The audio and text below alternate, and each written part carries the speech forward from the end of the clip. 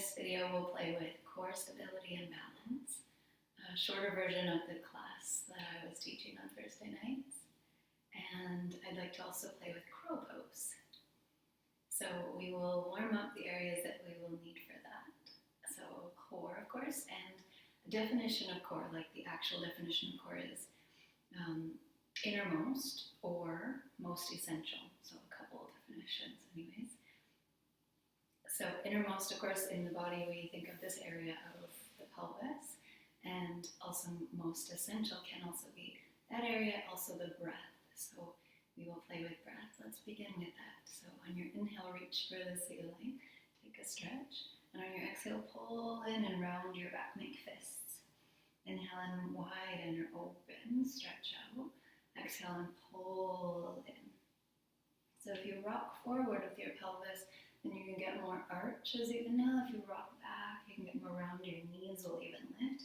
Make sure you're sitting up on something as necessary to keep from being slouched in the back the whole time, or come off if it seems to get in the way.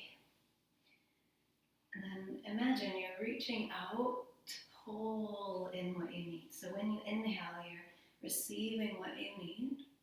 When you exhale, you pull in and squeeze out what you no longer need. So making space for what you do need, so that you can draw it in, draw it right into your core. After the next time that you pull in, we're going to pause a moment so you can switch the crossing of your legs.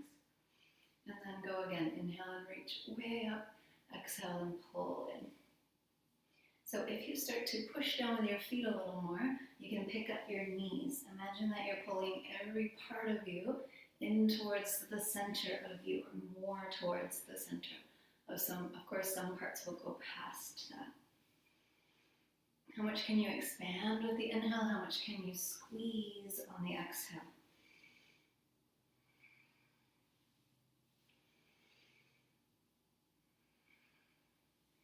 Good, we're going to switch again so that we're balanced out. Squeeze it all out, and then pause, switch the legs once more. Go for the inhale, really reach out, pull in tight. Can you get all of the breath out? Make lots of space to breathe into. Can you squeeze in tighter then?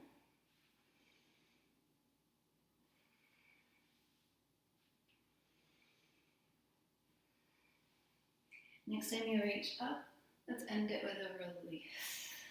Good. And then decide which way your legs are going to be for just a moment as we warm up the wrists before we get on them. So bring your fingers together, your hands together, release all of your fingers, and then push your hands away from you and pull back your thumbs. Maybe push out through one a little more and then the other. Check on your shoulders that they don't go too tense. Good, and then bring them in, palms facing down. Roll the arms like a wave, but make it kind of choppy waves so you get a bend in your wrist. So this kind of bend, it's opposite of how we will be on them when we get onto hands and knees. And then the fun part is, can you, and you can notice it if you watch my arms, which arm goes up first. Then I'm going to switch it, make the other one go up first. Can you go in reverse without it getting too weird? Or without it being the shoulders doing it? Move from your wrist. I just ended up back to the same old. Which will happen. And then give them a good shake out. Take them behind you for a moment, your hands. If you're sitting on something big like the bolster like this, grab hold the edge of it and pull back. Widen the space across the front of your shoulders and chest, or push your fingers into the floor and push forward. Can you still breathe comfortably? Do you want to lift your chin a little bit? Stretch out the whole front line of the body. Make sure it doesn't collapse on the back line of the body like the spine. Good, and then bring your hands in front again and put them backs together, backs of the palms together, and then level out the shoulders. Maybe can you dip the elbows more? One wrist may be different, like mine here. One with an old injury. Good, and then give them a good shake out again, and we'll come into tabletop position or onto hands and knees. So set yourself up, do what you need to do. It's easy to push down at the wrist, so try to push that a little bit forward into the knuckles instead. And then around your back, pull in and up. And arch when you're ready. Next time you exhale, pull in one of your knees towards your face, maybe to touch. When you inhale, extend it out and up. Notice as you go, there may be a tendency to fall over to the side of the leg that is still on the floor. See if you can keep centered. So squeeze in between the arms. Watch out if one of them is bending. Everything moves away from center, at least front and center, and then pulls in.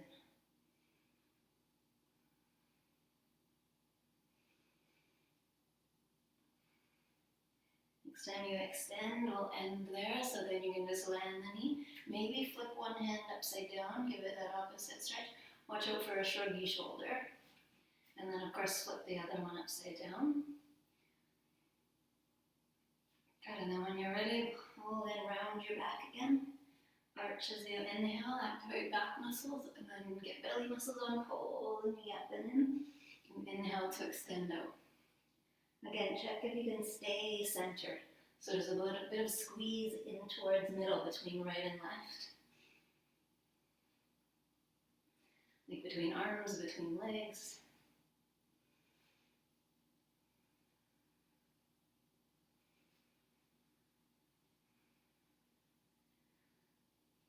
So we're going to play with crow pose, not yet, but I'm going to get a bunch of stuff that prepares us for that.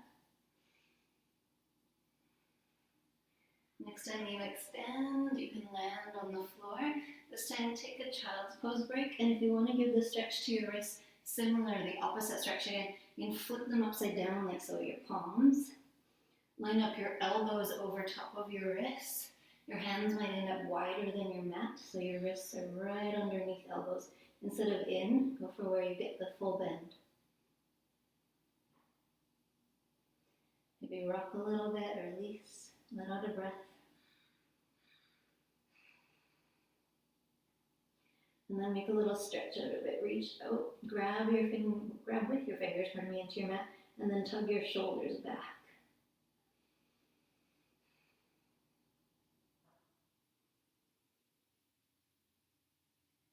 And then come up. Start to set up for down dog. So align your middle fingers with outer shoulders. Maybe a slight out turn, so it's more the index finger pointing forward. So you can push into your index finger knuckles. And then lift, pedal it out a little. Oh, there's an ankle.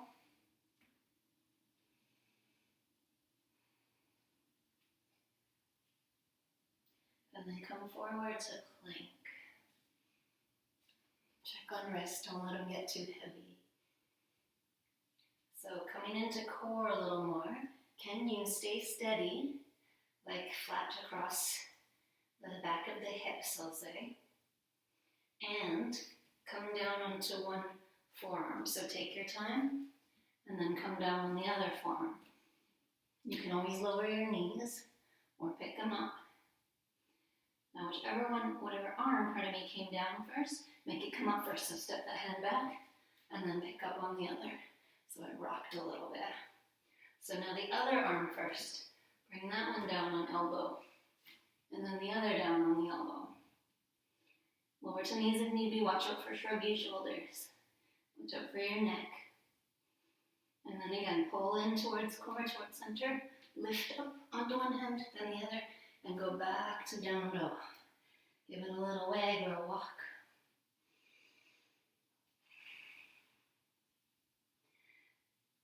Okay, now we're going to come forward to plank again.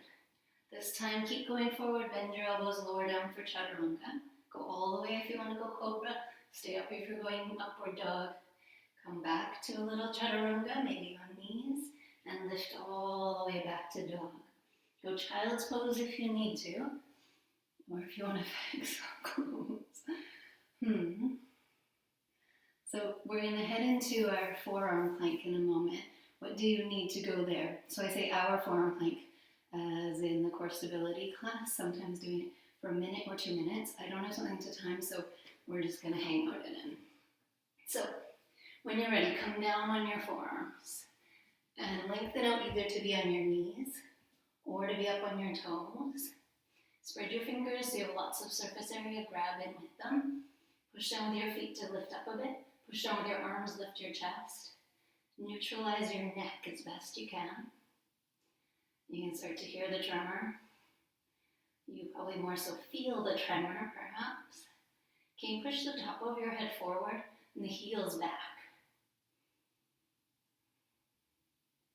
And still breathe.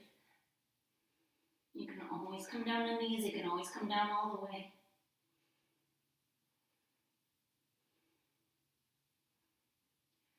Let's come down when you're ready.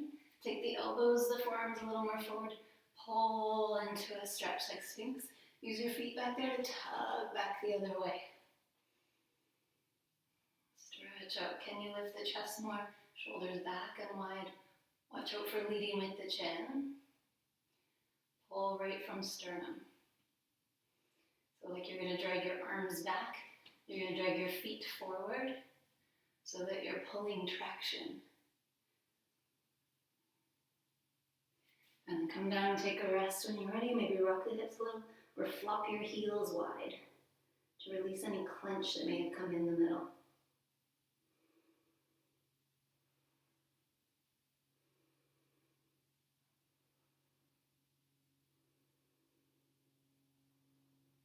When you're ready, set your hands by your rib cage.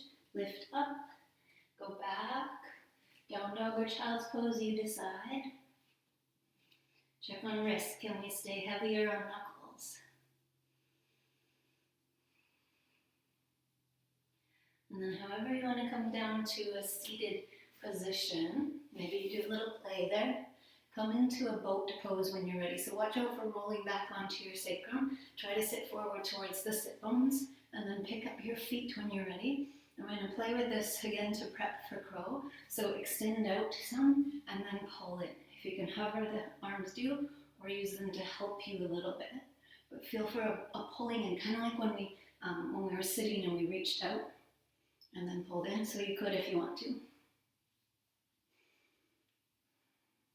Or if you need it, go for an anchored boat. Use your hands down. Pull feet in. What works best for you right now. Good. Cross the ankles, pull right in, and then come into a cross-legged position for a moment. Just check on the shoulders or anywhere else that might need it. So remember those actions. You can still feel it going on in the body, that pulling in towards your core, watching out for the shoulder shrug. So let's go to it once, to the crow. Let's go from sideways. So come over and make a little squat, or come up on your toes like so. If you don't want to play with it today, then go find another video. No, I'm just kidding. You can sit here like this instead if you want. You can just play with balance this way. So this can be definitely balanced. Sometimes we'll be needing to touch down, especially if you're moving your eyes like this. It might kind of throw you off. The reason that, or what I find is helpful, is that I have a little bit of squeeze between the legs, a little more core connection. Also, I've found my heels right under my sit bones, so I'm sitting right down onto the feet. So you adjust to what works best for you. And then if you're going onto crow, you will widen your knees and bring your feet right together to touch. Set your hands not too far away from you. What I like to measure is my knees in line with my wrist crease. So I'm already on top of the hands in a way. And then lift up. Find a little like chaturanga, like a bend in the elbows, and lean your knees into the backs of your arms. So if you can see from the side, you have a little ledge where I just put my knees on my elbows. Then look forward as best you can and see if, or feel if, you can tip enough to pick up your feet. So if you squeeze them together, you have more core connection.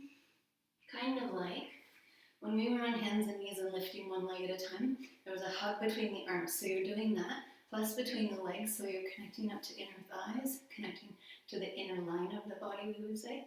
And the tipping makes you kind of like a teeter-totter. So like when we start, we're heavy in the hips and the feet, and then we tip the weight forward over the hands. So like as one end of the head goes down, then the tail can come up. So check wrists if you need to. Loosen them if you need to. And then if you want to go again, try again. Like down dog, line up your middle fingers with your outer shoulders. Couple ideas with the arms and legs here. If you bend the elbow a little bit, get out of the way for a moment, then you see where there's a flat spot. You can keep your knees down low there, or you can climb them up higher on the tricep. But usually up on the tricep is where it'll get kind of wiggly, of course, because of the muscles. So some of us, if we go down lower, just above the elbow point, there's a little ledge. Balance on that, lean forward until you feel your feet get light. And then you pull them up like they're a little crow tail back there. How are you breathing, no matter what you're doing right now? And then come back when you're ready. Flip the hands upside down if you want, on the floor or together. How do we do? Do you want to try baby crow? So some of you, if you've been coming to my class, you know that one, and that it's not easier than crow. So being called baby crow doesn't make it easier, it makes it smaller. So if you want to try that one, it's down on your forearms, and then your knees into the back of your tricep. So they probably won't get to your elbows now. They might get right up high into your armpits. And then look past your hands again. Lean into your arms and feel if you can pick up your feet. Watch out for collapsing. Push the floor away as best you can. Like you're pushing down with your forearms, similar to when you were in the forearm plank. Did you have fun yet? Let's give it a stretch. Play more whenever you want. Oh yeah, I forgot about crash pads. If you want to try crow again at some point, you might put something in front of your face. Let's sit on it. And free first the shoulders. Give them a big lift. Take them back and down. Maybe do that again. Big roll. Let out a breath if you need to. Like. Good. And then for your wrists, to decompress them, find the two bones in your forearm and clasp them some way. Hold them so they won't move. Make a fist. Pull down with the other hand and push up with the fist, and then roll out the wrist. Don't let the whole forearm move, just the wrist. So watch for when the bones in the forearm try to move. Keep them steady. So we're decompressing the wrist joint now from all of the compression it had when we were on it. Reverse the circles, check your shoulders, check your jaw. Good, give that a good shake out. You might notice a difference, wrist to wrist. And then find the other two bones, forearm bones. Hold them steady, don't let them move. Pull down a little bit, make a fist and push up. And then roll the wrist. As big of circles as it's willing to make. And then reverse. Check for any tension anywhere else you don't need it, or lift up out of low back if we're starting to fall in. Good, and then give them a good shake out again. Nice. Also open up the chest one more time, so hands behind you. How's your breath?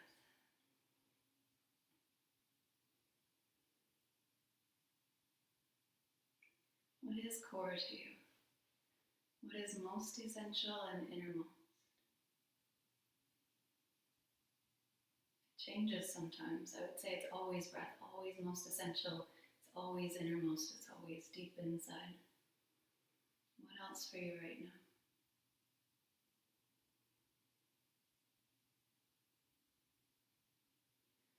When you're ready, release your hands.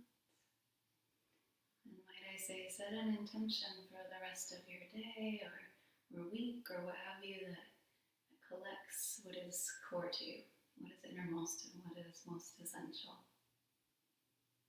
Like when we reached out and pulled in, and as well, like the exhale, let go of what you don't need right now, or what has left anyway.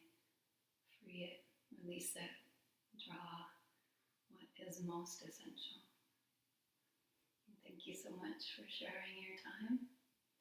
I hope you have a great rest of your day, or find another video to add on.